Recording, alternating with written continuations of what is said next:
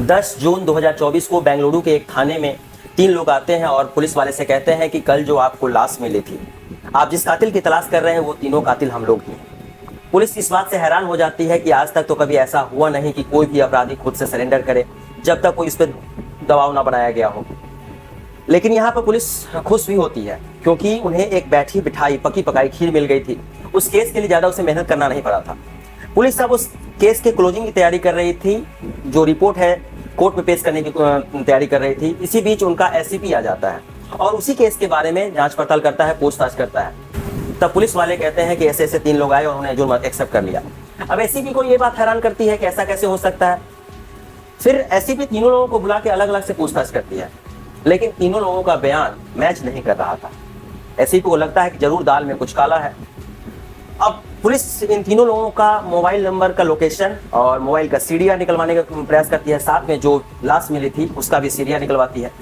तो पुलिस को उसी 3 आदमी में से एक आदमी के मोबाइल में एक नंबर काफी जाना पहचाना लगता है और वो पुलिस वाला आश्चर्यचकित हो जाता है कि ये नंबर तो काफी बड़े आदमी का है। दरअसल वो नंबर साउथ के कन्नड़ के सुपरस्टार दर्शन का होता है और उसने ये भी देखा था कि इस जो सुपरस्टार है इन तीनों लोगों से पिछले 2-3 दिनों से लगातार टच में है, इससे पहले कोई टच में नहीं था। तो इन पुलिस वालों को कुछ शक हो जाता है, कुछ दिमाग में चलने लगता है कि आखिरकार मामला क्या है। तो पुलिस वाले फिर इन तीनों को अच्छे से जब पूछताछ करना स्टार्ट करती है तो एक मामला जो निकल के आता है, ये काफी सनसनीखेज मामला, काफी दिल दहलाने वाला मामला निकल के सामने आता है और उस समय सोशल मीडिया पे काफी वायरल हो जाता है, जो कि आज तक ये मैटर वायरल है।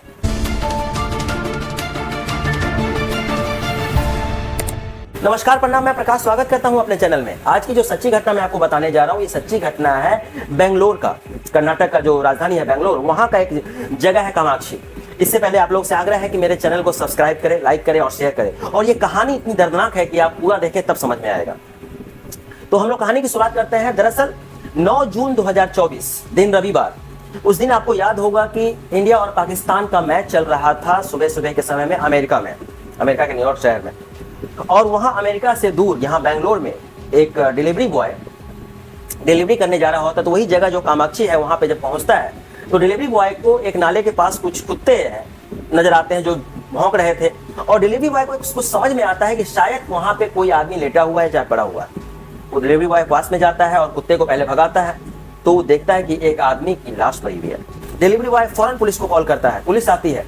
पुलिस अब उस लाश की जांच पड़ताल करती है, उसके शरीर को देखा जाता है, उसका पैकेट तलाश किया जाता है, लेकिन ऐसा कुछ चीज मिलता नहीं है कि वो पता चल सके कि वो आदमी कौन है। पुलिस उस लाश को पोस्टमार्टम के लिए भेज देती है। साथ ही जो आसपास का थाना होता है, जो पूरे इलाके में वायरलेस फैलवा देती है, सब जगह खबर करवा देती है और कहा जाता है कि 30 या 35 साल का कोई लड़का अगर गुमशुदा है पिछले कुछ दिनों से तो बताया जाए। तो कर्नाटक का ही एक थाना और पड़ता है, वहां से कुछ ही देर में पुलिस के पास खबर आ जाती है। दरअसल उस थाने में 9 जून को एक महिला आई थी सुबह सुबह कंप्लेन लिखाने के लिए कि उसका बेटा, जो कि जिसका नाम रेणुका स्वामी होता है, एक फार्मेसी में काम करता है, अपोलो फार्मेसी में, वो 8 जून से लापता है और उसका मोबाइल नंबर भी स्विच ऑफ आ रहा है। अब ये बात की जानकारी जब पुलिस को होती है तो पुलिस वाले रेणुका स्वामी की मां के पास पहुंचते हैं और उसको लेके आते हैं और इस जगह पे आते हैं, पोस्टमार्टम रूम जो है जहाँ पे थाना में हुआ था वहां पे पहुंचते हैं।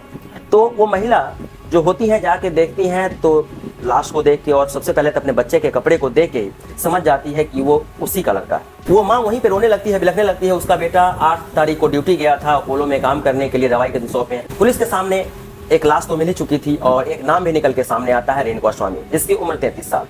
उस माँ का बयान लिया जाता है और रेणुका स्वामी के बारे में जब पता किया जाता है तो रेणुका स्वामी काफी अच्छा इंसान, ना किसी से ज्यादा बहस करता था, ना किसी से ज्यादा मतलब रखता था, वो अपने काम से मतलब रखता था, सही आदमी। अब पुलिस हैरान हो जाती है कि इतना सीधा साधा आदमी, जिसकी कोई क्या दुश्मनी रही होगी और उसे किसी ने बहुत बुरी तरह से मारा।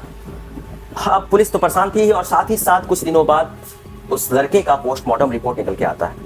पोस्टमार्टम रिपोर्ट काफी दिल दहलाने वाला था। उस लड़के के शरीर पे कम से कम 25 से 30 वार किए गए थे, लात घूंसों से, बेल्ट से, सब चीज से पिटाई की गई थी।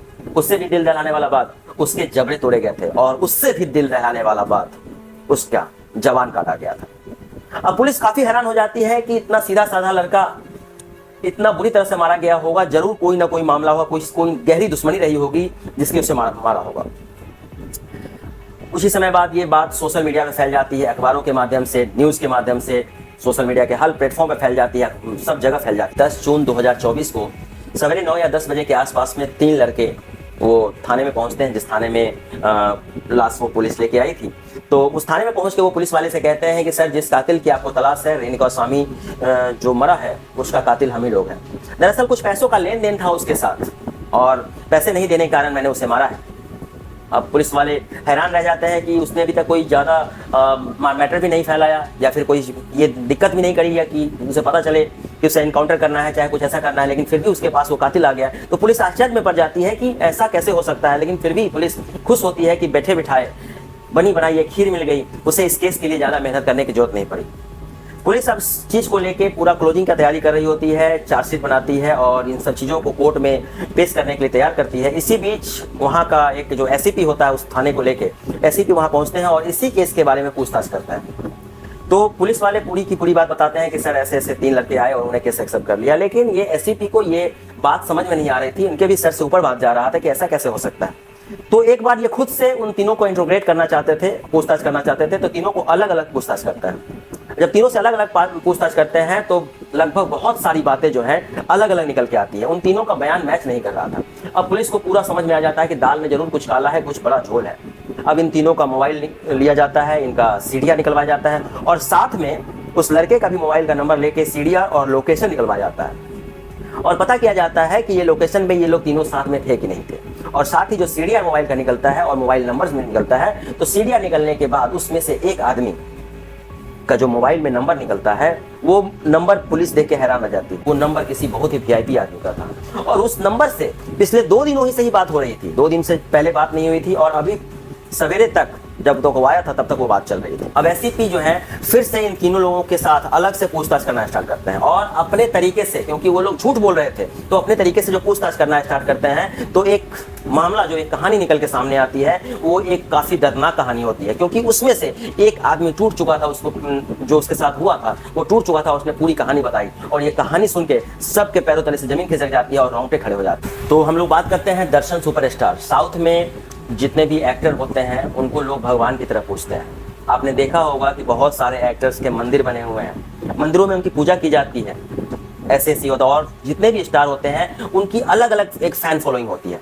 इसी तरह से एक सुपर स्टार है जिनको चैलेंजिंग स्टार के नाम से कहा जाता है, दर्शन। साउथ में एक रीति रिवाज है कि हर स्टार के आगे कुछ ना कुछ super star, multi star, something something करके कुछ लगाया जाता है। इसी तरह से दर्शन के आगे लगा हुआ है चैलेंजिंग स्टार। और वो जो चैलेंजिंग स्टार है, सुपर स्टार जो फिल्म में काम करते हैं, वो गरीब लोगों का भला करते हैं, आम लोगों के लिए आवाज उठाते हैं, इसी तरह का वो किरदार निभाते हैं। इनकी बहुत सारी मूवी आई है, उसमें से एक लास्ट मूवी आई थी 2023 में, कातेरा करके जो मूवी आई थी, जो काफी सुपर डुपर हिट हुई थी। ये बात आप लोग अच्छी तरह से जानते होंगे। तो वो फिल्मों में इसी तरह का किरदार निभाते हैं कि गरीब लोगों के लिए भला करने वाले, गरीब लोगों के लिए चाहने वाले। तो इनकी फैन फॉलोइंग भी बहुत हो जाती है। साउथ के हर स्टार की फैन फॉलोइंग बहुत है, तो जगह जगह फैन फॉलोइंग होती है और धीरे धीरे इनका लाइफ भी उसमें एडजस्ट कर जाता है। तो ये सुपर स्टार जो होते हैं ये 2002 में फिल्मों में आए। उसके बाद इनकी बहुत सारी फिल्में बहुत सुपर डुपर हिट हुई। फिर दर्शन की शादी हो जाती है विजया लक्ष्मी से, वो भी फिल्म इंडस्ट्री से भी जुड़ी हुई थी। लेकिन 2021 में दर्शन की अपनी बीवी से अनबन हो चुकी थी। उनकी बीवी ने 2021 में जाके थाने में कंप्लेन लिखाया था कि दर्शन सुपरस्टार जो हैं उनके साथ मारपीट करते हैं। उसने अपने शरीर पे बर्न का निशान दिखाया था कि सिगरेट से जलाया है और बहुत तरीके से उसे मारपीट कर रहे हैं, उनसे जान से मारने की कोशिश कर रहे हैं। ये घटना जब निकल के सामने आई तो पुलिस वाले ने दर्शन को गिरफ्तार किया। उन्हें कुछ दिनों के लिए, लगभग 10 से 20 दिनों के लिए जेल में भी रहना पड़ा था। फिर दर्शन के बारे में कुछ चीजें और चीजें निकल के सामने आई, जैसा फिल्मों में दिखाते हैं दर्शन के बारे में, उससे वो बिल्कुल विपरीत है। वो लोगों को नहीं चाहते हैं। एक बार उनको बेटर से झगड़ा हुआ था, बेटर को मारे हुए थे। एक बार किसी और से झगड़ा हुआ था, एक पड़ोसी से उनका झगड़ा हो गया था, जो पड़ोसी ने भी कंप्लेन किया था। तो इनके ऊपर बहुत सारे केसेस आ चुके थे। तो जब इनकी पत्नी से इनका झगड़ा हुआ था, उनकी पत्नी ने कंप्लेन किया था, इन्हें जेल में जाना पड़ा था। तो इस झगड़े का मुख्य कारण ये था कि 10 साल पहले दर्शन की जिंदगी में एक औरत आई थी जिसका नाम पवित्रा गौड़ा। पवित्रा गौड़ा एक अपने आप को एक मॉडल कह सकते हैं, या फिर वो एक्ट्रेस, चाहे स्ट्रगलिंग एक्ट्रेस, इस तरह की वो शो ऑफ करने वाली महिला। तो वो जब सामने आई थी वो निकल के, तो एक बार दर्शन को किसी एक मूवी के लिए एक नए चेहरे की तलाश थी। तो पवित्रा गौड़ा ने भी अपना एक फोटो, अच्छा सा फोटो खिंचवा के भेजा था। इस फोटो पे जब उसकी नजर पड़ती है दर्शन की, तो दर्शन उसे बुलाते हैं। हालांकि उस फिल्म के लिए वो सिलेक्ट नहीं हुई थी, लेकिन दर्शन के करीब आ चुकी थी। वो दर्शन उसे अपनी जिंदगी में शामिल कर चुके थे और उसके बाद में कुछ फिल्मों में वो काम की थी दर्शन के साथ, लेकिन उसकी जिंदगी में पूरी तरह से घुल मिल चुकी थी।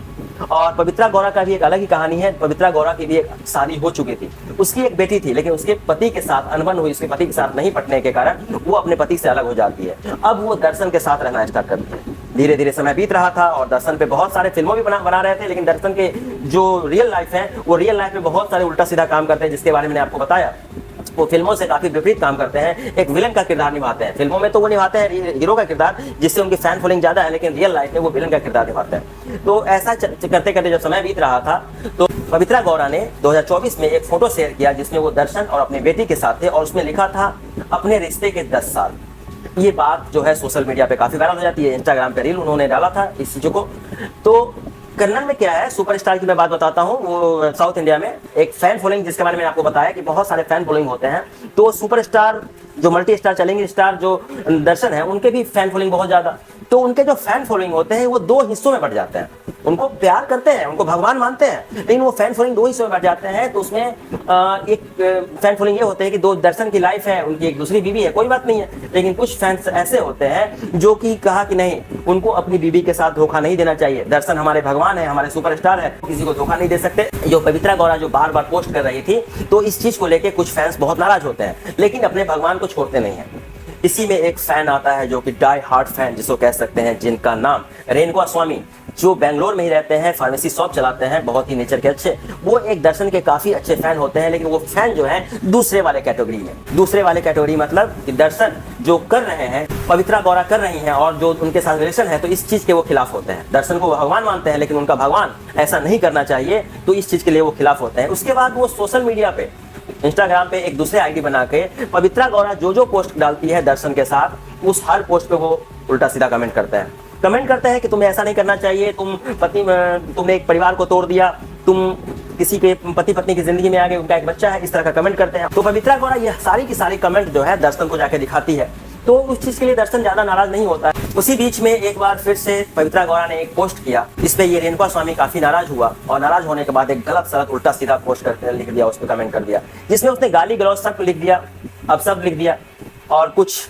गलत तरीके की तस्वीर भी भेज दी। इस बात को लेके ये पवित्रा गौड़ा काफी परेशान हो जाती है, काफी गुस्सा हो जाती है, तिलमिला जाती है और ये पोस्ट जाके दर्शन को दिखाती है। और दर्शन को दिखाने के बाद दर्शन भी गुस्सा हो जाता है और ये पवित्रा गौड़ा कहती है कि तुम्हें जरूर इसके साथ कुछ ना कुछ करना चाहिए, तुम्हें मेरे लिए कुछ ना कुछ करना पड़ेगा, इस फैन को कुछ तुम्हें सबक सिखानी पड़ेगी। अब दर्शन भी उस चीज के लिए हामी भर देता है। अब दर्शन ये काम करने के लिए जो हर एरिया में फैन फॉलोइंग होते हैं, तो कर्नाटक में उनका जो फैन फॉलोइंग होता है, तो फैन फॉलोइंग का जो मैनेजर होता है, जिनका नाम राजेंद्र होता है, उसको वो संपर्क में लेता है। राजेंद्र को बुलाया जाता है, राजेंद्र को कहता है कि मुझे ये फैन जो है जिसका नाम रेणुका स्वामी है, ये मुझे चाहिए, और साथ ही ये भी कहता है कि मुझे उससे जान से मारना है। इस बात को लेकर राजेंद्र थोड़ा सा आश्चर्य हो जाता है कि कोई भी जो ये सुपरस्टार है अपने फैन को ऐसा कैसे कर सकते हैं फैन के लिए, लेकिन फिर भी वो उसके साथ देता है और इसके बदले में दर्शन ने लगभग 70 से 80 लाख रुपए खर्च किए, उन्होंने दिया। अब ये राजेंद्र जो फैन फॉलोइंग का जो मैनेजर होता है, जो हेड होता है, ये जाके संपर्क करता है उससे, रेणुका स्वामी से।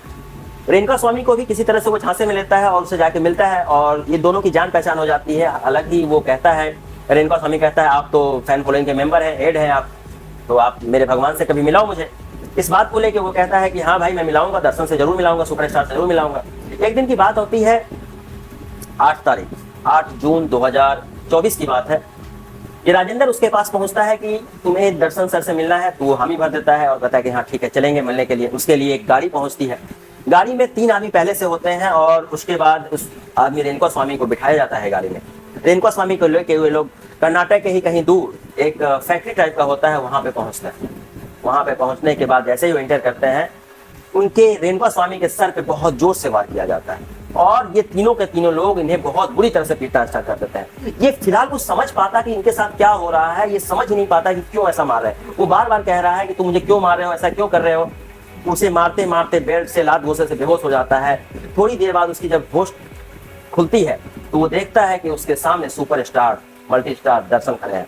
इस बात को लेकर काफी खुश हो जाता है कि जैसे फिल्मों में दर्शन अपने लोगों को बचाने जाते हैं, गरीब लोगों को बचाने जाते हैं, तो इनके साथ भी बुरा हो रहा है, तो दर्शन उससे बचाने आए हैं। लेकिन इनका जो भ्रम होता है थोड़ी ही देर में टूट जाता है। रेणुका स्वामी का उसका बेल्ट लेके, दूसरे आदमी का बेल्ट लेके दर्शन अपने हाथ में लेता है और उसको बहुत मारता है।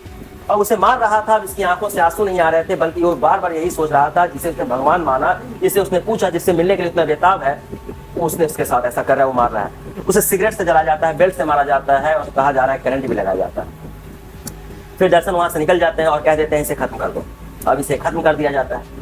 और एक बात और कहा जाता है कि उन्हीं में से किसी ने पुलिस वाले को कॉल किया कि मैंने ऐसा एक कांड हो गया, इस लाश का क्या करें। तो पुलिस वाले ने शायद जवाब दिया कि इसे कहीं नहर में फेंक दो, ये बहते बहते दूर चला जाएगा और मामला खत्म हो जाएगा। तो ये 3 लोग होते हैं, लाश को ठिकाने लगाने के लिए वही काम करते हैं। वो काम करने के लिए उसे नहर में फेंक देते हैं, लेकिन किसी कारणवश वो नहर से वो लाश निकल नहीं पाती है और वहीं फंस जाती है। और अगले दिन वो डिलीवरी बॉय को वो लाश मिल जाती है। उसके बाद की कहानी तो मैंने आपको बताई कि पुलिस को कॉल किया जाता है, ये होता है। अब पुलिस के पास जो एसीपी जो अपना पूरा चीज तैयार कर चुके थे, अब दर्शन को पकड़ने की तैयारी आती है। दर्शन को, उनके पास सबूत भी था, सब कुछ होने के बाद अब दर्शन के पास जो हाथ डालने की कोशिश करते हैं, तो दर्शन का भी पॉलिटिकल संपर्क कुछ था। और वहाँ के जो पॉलिटिकल लोग होते हैं कर्नाटक के सारे लोग एक्टिव हो जाते हैं कि सुपरस्टार अगर दर्शन को कोई पकड़ता है तो हो हल्ला हो जाएगा। तो पक्ष में जो होते हैं सो, विपक्ष में होते हैं सो, दर्शन को बचाने में लग जाते हैं। लेकिन एसीपी काफी ईमानदार, इनके बारे में कहा जाता है कि बहुत ही ईमानदार पुलिस ऑफिसर, इन्होंने अपना काम बहुत तेजी से किया और सारा का सारा मामला पहले ही कोर्ट में पहुंचा दिया। अभी पुलिस जो पूरा मामला है कोर्ट के सामने, कोर्ट ने भी सब कुछ देख लिया। अब किसी नेता की चाल काम नहीं आती है और दर्शन को पकड़ के ले जाता है। दर्शन को पकड़ के जेल में लाया जाता है और साथ साथ उस महिला को भी पकड़ के लाया जाता है। और कहा जा रहा है कि दरअसल उस दिन वो महिला भी वहां पे थी, पवित्रा गौड़ा। अब केस बनता है और प्राइम सस्पेक्ट जो है, नंबर 1 सस्पेक्ट पवित्रा गौड़ा को कहा बनाया जाता है और दूसरे नंबर का सस्पेक्ट इसको बनाया जाता है, दर्शन को। और साथ ही बहुत सारे लोग पकड़ में आते हैं, कम से कम 16 लोगों पे एफआईआर होता है, 16 लोगों को पकड़ा जाता है और सब पे मुकदमा चलता है, क्योंकि पवित्रा गौड़ा ने ही उसको दर्शन को भड़काया था उस फ्रेंड को मारने के लिए, इसलिए उसे प्राइम सस्पेक्ट बनाया गया। तो फिर एक सवाल निकल के सामने आता है कि इन तीनों लोगों ने थाने में जाकर सरेंडर क्यों किया। तो इसका रीजन ये था कि एक पुलिस वाले ने कहा था उसकी लाश को ठिकाने लगाने के लिए नदी में डालने के लिए, वो बह के चला जाएगा। जब ये बह के नहीं जाती है और ये मामला जब सोशल मीडिया पे वायरल हो जाता है, पुलिस जब उस लाश को अपने कब्जे में ले लेती है, तो इस बात की जानकारी सुपरस्टार दर्शन को हो जाती है। और वो मैसूर के में किसी 5 स्टार होटल में थे, वहाँ एक फिल्म की शूटिंग कर रहे थे। तो ये मामला जब निकल के आता तो उन्हें डर लग जाता है। इसीलिए वो उसी फैन क्लब के आदमियों को कहते हैं कि तुम 3 लोगों की व्यवस्था करो और उस केस का इल्जाम अपने ऊपर ले लो। इसके लिए तुम सबको और 20-20 लाख रुपया दिया जाएगा। इस कारण से वो फैन लोग आते हैं और अपने भगवान का जुर्म अपने ऊपर एक्सेप्ट करते हैं। इसी कारण से वो लोग थाने पहुंचे हुए थे। अगर शायद वो काम ऐसा नहीं करते, जो दर्शन ऐसा काम अगर नहीं करता, तो हो सकता है कि वो पकड़ा नहीं जाता, क्योंकि उस पर कोई उंगली उठा नहीं सकता था, कोई शक नहीं कर सकता था। एक लाश मिली थी जिसको ठंडे बक्से में डाल दिया था, आम लोगों की तरह ट्रीट करके खत्म कर दिया जाता। लेकिन चलिए ऐसा हुआ तो एक चेहरा तो बेनकाब हुआ, जिसको हम लोग सुपरस्टार मानते थे, भगवान मानते थे, वो इस तरह से निकल के सामने तो आए। एक फैन जो अपने हीरो को, अपने स्टार को भगवान मानता था, वो फैन उसे मिलने के लिए जाता है और वो जो स्टार होता है उसका कत्ल करवा देता है, एक छोटी सी बात को लेकर। कहा जाता है ना, रियल लाइफ और रियल लाइफ काफी अंतर होता है, लेकिन कुछ चीज होते हैं जो कि, कुछ एक्टर होते हैं जो कि काफी अच्छे भी होते हैं, और कुछ एक्टर होते हैं जो इनका जो नेगेटिव किरदार जो है ना, उनको रियल नेगेटिव किरदार है, पॉजिटिव किरदार दिखाते हैं फिल्मों में। आज की कहानी कैसी लगी इस बारे में जरूर कमेंट करके बताएं। मेरे चैनल को लाइक करें, शेयर करें, सब्सक्राइब करें। जय हिंद।